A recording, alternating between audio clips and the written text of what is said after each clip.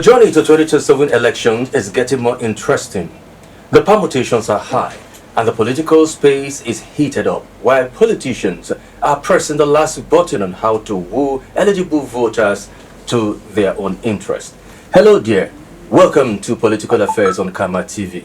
My name is Chris Jacobs, and today I have been joined by a young aspiring politician, Honorable David Sam Samari. He is an APC stalwart. He joins me now to talk some more. Honorable, it's a pleasure to have you on Political Affairs.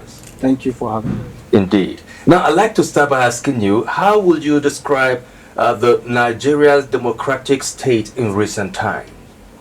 Well, the Nigerian democratic state in recent times is a one that we have never seen in years back, where people are massively defecting from one area to the other.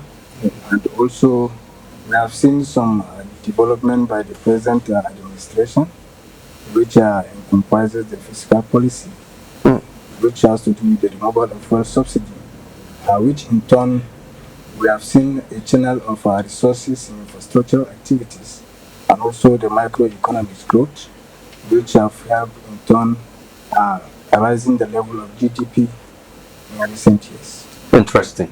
Now, after having laid this foundation for the conversation, I like the way you put it, that in recent time there has been these fiscal and infrastructure development in the country.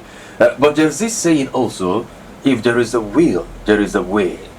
Do you think this administration of Bola Ahmed Tinubu, is willing to change the narrative compared to what we have seen during the regime of his predecessor, late Muhammadu Buhari? Yeah, actually, with the laid down policies on ground and the Renewed Hope initiative, we aim at experiencing more greater achievement and improvement regarding this present administration compared to past administration. So actually, we have seen how the security challenges have been coping down. We have seen how it's massively engaging both youth, women, and young age group in order to make sure the political landscape has been reshaped far greater than the one its predecessors have been. Interesting. I like the fact that you have brought the issue of young Nigerians venturing into politics.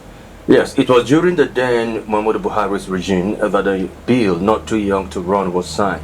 But it seems to me that the President Bola Tinubu is redefining this bill, whereby there are more openings for young Nigerians to venture into political office. Could that be one of the reasons why you, as a young man, decide to venture into politics? Yeah.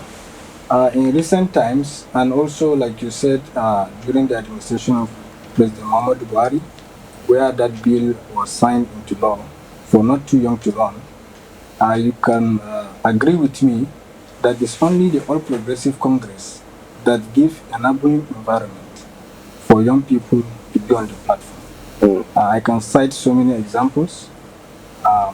We have young people in the House of Reps who are from the platform of All Progressive Congress, like the son of Governor Nasir El-Rufai, and so many young Nigerians like former representative member Gire Yola North Yola South, Abdurrauf Modibo Gire. All of them went to the chamber on the platform of All Progressive Congress, and that has been continued advocacy for the APC to welcome young people and provide enabling environment and platform for them to go and exercise their own technical know-how on the political landscape. Interesting. There is this worrying development where experts, of their view, say it might not be healthy for Nigerian politics. Talking about the series of defections we have seen in recent times. We've seen governors who were elected on a particular political party platform.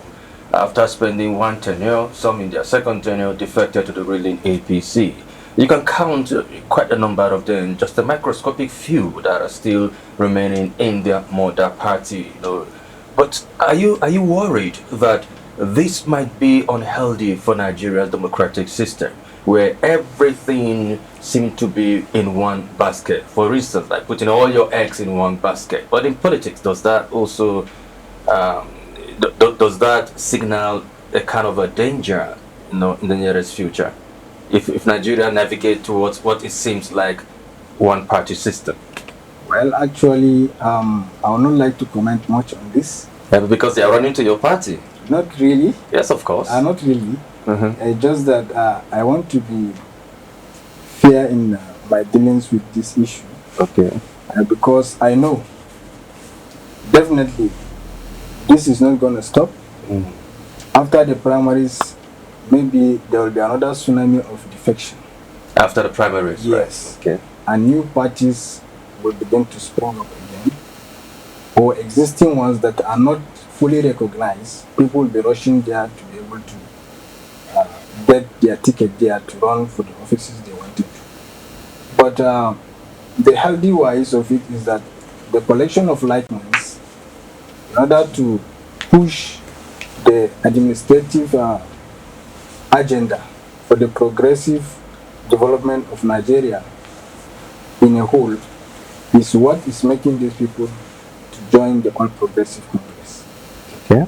That is my take. They are progressive minds. Yes. Okay. Progressive minds who are like-minded in believing in the President Bola Ahmed Tinubu administration with the policies laid down. They felt like here we can be able to collectively work together to achieve the president's objective in order to better the life of the Nigerians. Interesting. As the good book says, light beget light, and iron sharpeneth iron, isn't it? Yes. All right. Now, 2014, before the ousting of former President Goodluck Ebele Jonathan of the People's Democratic Party, there was a coalition. And that coalition was actually what culminated into the APC. And the coalition became so much strong, to the extent that the PDP's regime had to be ousted from power, ushering in late Mahmoud Buhari. And we've seen a twist of events in recent times again, where another coalition is taking the center stage, talking about the African Democratic Congress. Now, haven't known the power of coalition and what the coalition could achieve, like what we saw 2014. Are you worried that there might also be a shift of power come 2027 should the ADC as a coalition, venture strongly into the election properly? Are you worried? Well, are you scared? Well, is the ADC a threat to the APC? Not really. Not really. The reason is, if you can see in the recent times, we have won the political seat.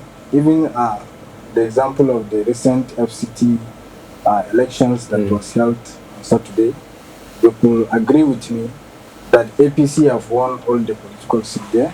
And also the recent development we have in Adamawa State, where we have a by-election in Kenya, where the APC won the seat there. So I don't think we have any threat so far regarding any coalition that will come and challenge the seat of President Muhammadu Buhari. We are optimistic. Bola Ahmed Tinubu. We are optimistic that he has come and is going to a second time without any struggle or hitch. Interesting. Now, let me allow you to ponder on this. So we'll take a breather. When we come back, you'll further the conversation. There has been this Electoral Act reform, and gladly the president has signed it into law. But before then, there was a back and forth, and a greater majority of those who make up the National Assembly are members of the APC. And the elephant in the room in that conversation is actually electronic transmission of result. And most of the lawmakers wanted to kick against it, and the greater majority of the lawmakers in the red chamber of the APC. Is the APC afraid of electronic transmission of result? And what do you make of the Electoral Act reform that was recently signed into law by President Bola Ahmed Tinubu? This is what I want you to ponder on. When we return, you'll talk some more. Is that okay? All right, you're watching Political Affairs on Camera TV. We'll take a short break. We'll be back with more on this conversation. Join us again. And for those of you following the conversation on our Facebook page and YouTube page as well, you can send your questions, your suggestions, and even contribution to the comment section. Probably Honorable David Samari will respond to you in the shortest possible time. Join us again.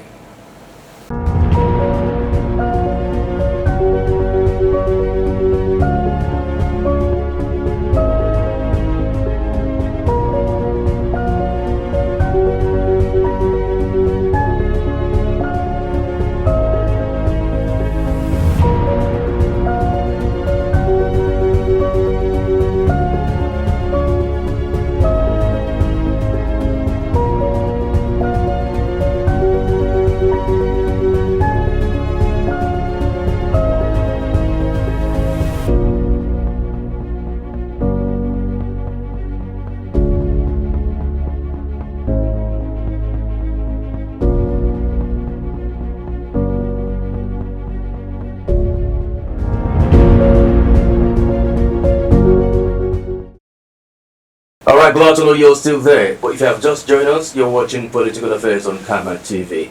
I've been speaking with Honorable David Samari. He's a young aspiring politician with the All Progressive Congress, the APC. Alright, now before the break, I asked you about the Electoral Act reform that was signed into law by President Bola Tinubu in recent times. But before that, there has been this back and forth. A greater majority of the lawmakers are of the APC. Why was there a back and forth and apprehension? Is it that the APC, are afraid of electronic transmission of results? Not really. Not really. Okay. Yes, the reason why I said not really is because, we are having areas where we have low network penetration. Whether we like it or not is a reality. Because I have this vast experience working with non-governmental organizations. We've been into look and crannies where you see that there's no network at all. So until you get to a particular location before you can be able to send data. And one of the qualities of data is that data should not be delayed. It should be delivered on time. Any data that is delayed, that is not delivered on time, that data is mad. That data is referred to as a redundant data. So that is one of the challenges that you see. They don't like to fully agree with the transmission of result. But since it has been signed into law, I don't think there's any panic now. There is no panic anymore. There's no panic. But some of them are still of the view, just like yours, that there is this fluctuation of network and the fear. Nigeria doesn't want to experience a repeat of what happened 2023, where during the presidential result collation that the INEC experienced glitches.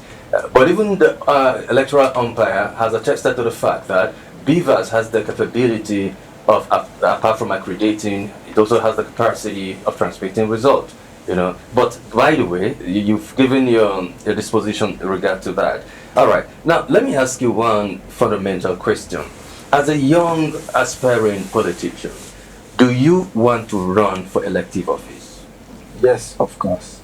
But before I go on, I want to digress a little and talk more on the BVAS issue. Okay, that's interesting. Go ahead, please. I have experience working with INEC as an ad hoc staff.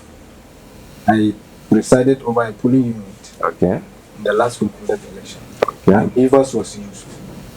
But we have the challenge of transmitting the results. So if he said that we can transmit the result in real time, and this is not somewhere in the village, it's around this the vicinity, Bonokolan Gire local government to be precise, where I serve as the presiding officer. So I don't think after he has left the office, or maybe because there's one interest or the other that he may like to comment that BVAS can work anywhere. No, you're referring to Mahmoud Yakubu. Yes, Mahmoud Yakubu made this assertion even before he left office. There were a series of press briefings, and he categorically said, with confidence, without mincing words, that BVAS has the capability of transmitting results electronically. Well, I have used the BVAS, but we had challenge transmitting the result. Okay. All right. Now tell me why you want to run for office. Actually, the reason why I want to run for office, it is not for my personal interest. It's in the interest I have for my people, and seeing the backwardness in infrastructural development, seeing the backwardness in representation. And you know, before I continue, let me establish this fact. The primary responsibility of a legislature is three. Okay, you want to run for legislative office because let's get it clear for the benefit of those who are following us. You know, someone might say, might ask, he want to run. What office? Is it local government chairman or councillor or House of Reps or state governor? Which one categorically you want to run for? I want to run for member House of Assembly, State House. State House, representing Nasarawa constituency. Interesting. My Barwa local government. All right. So the primary responsibility of a legislature is three. Number one, there is the lawmaking aspect, that's right, which is the legislation itself, where you pass bills to improve peace, security, and also to make sure that things run along the local government under the ambit of law. And then secondly, we have the representation aspect, where the legislature will speak up for the voiceless. The legislature will make sure he brings forward the cry of his people, the masses, to the executive for them to act upon. And thirdly is the advocacy. So there are advocacy policies where you see some people have been silenced because of whatever reason, based on gender, based on culture, etc. So this is one of the reasons why when we look around our communities, we find out that we are lacking this aspect of representation. Okay. Because one of the good aspects of a legislature is not only to advocate and checkmate the oversight functions of the state government and the executive, but also to be a good representation. Okay. To be able to foster relationship with people, with organizations that you feel like they can attend to the needs of your constituency. All right, so perhaps this could have informed your decision to run for office. Yes, sir. But what do you think you can do that your predecessors or those that have been there before you has not done? What difference do you intend to make? Actually, there are many things lying there on the ground, and you know the election have not kick-started properly. So before they will say I'm campaigning now, I will be somehow reservative. Okay. With some of the things, and maybe so that one of them doesn't steal your line. Yes, so that they will not correct the errors quickly before the election. Before the campaign period. But some of these things are actually the lack of representation. Okay. Very, very important, because there are projects that some of the local governments, some of the wards have enjoyed under this present administration of Governor Ahmadu Umar Fintiri. And we feel like we are sidelined. And I know it is not on the aspect of the governor, but based on the representative of the people there that's supposed to speak up and bring forward the cry of the masses, are somehow sluggish about it. Yes. And you know, at times we have different individuals.